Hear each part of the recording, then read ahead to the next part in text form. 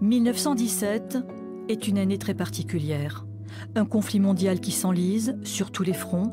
Chaque pays, chaque région, chaque ville est embarqué par le vent de l'histoire. Sur le vieux continent, on s'impatiente, on attend l'entrée en guerre des Américains. La guerre sous-marine à outrance menée par les Allemands aura raison de leur neutralité.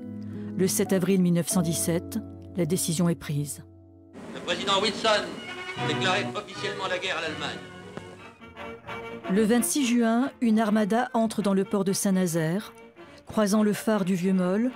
C'est l'espoir qui arrive, avec 200 000 hommes, des réservistes pour la plupart. Avec eux, une logistique sans précédent.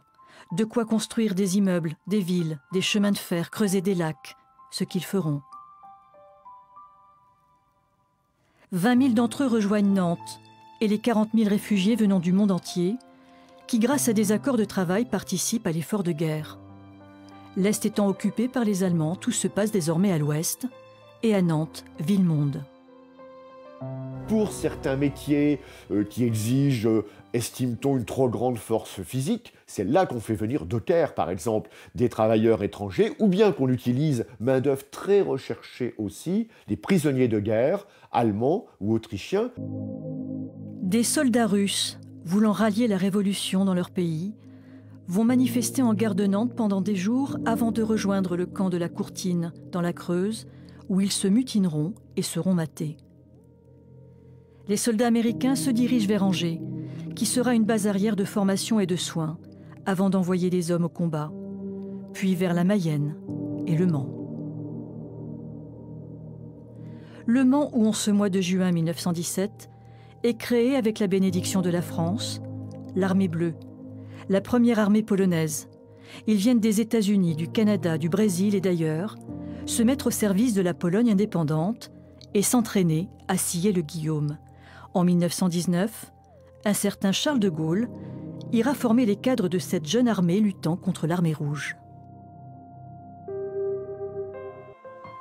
Durant leur passage dans la région, les soldats américains vont nouer des relations, parfois amoureuses, souvent amicales.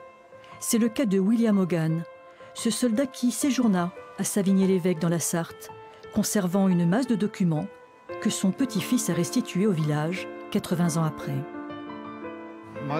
À la mort de ma grand-mère, j'ai hérité de l'album. Mon grand-père a toujours aimé Savigny-l'Évêque et il parlait avec chaleur des gens d'ici. Arrivés sur le vieux continent, avec une armée improbable, les Américains font de l'Europe leur laboratoire. C'est sur la base aéronavale de Paimboeuf-Saint-Viaud que les Marines vont apprendre l'aviation. Les Américains n'y connaissent absolument rien. Ils ont quelques bateaux de guerre, puisqu'ils ont fait la guerre à Cuba, donc il y a très peu d'aviation. Et surtout, ils ne connaissent rien en ballon dirigeable. Et c'est la marine française qui va les initier aux techniques des dirigeables. Quand ils repartent, en 1919, on a gagné la guerre. On a découvert le jazz, le chewing-gum, le Coca-Cola. De Brest à Saint-Nazaire, ils sont des centaines de milliers à rentrer, laissant une population perplexe quant à leurs coutumes. L'Amérique victorieuse s'apprête à se doter de l'armée la plus puissante du monde. 1917 aura été vraiment une année très particulière.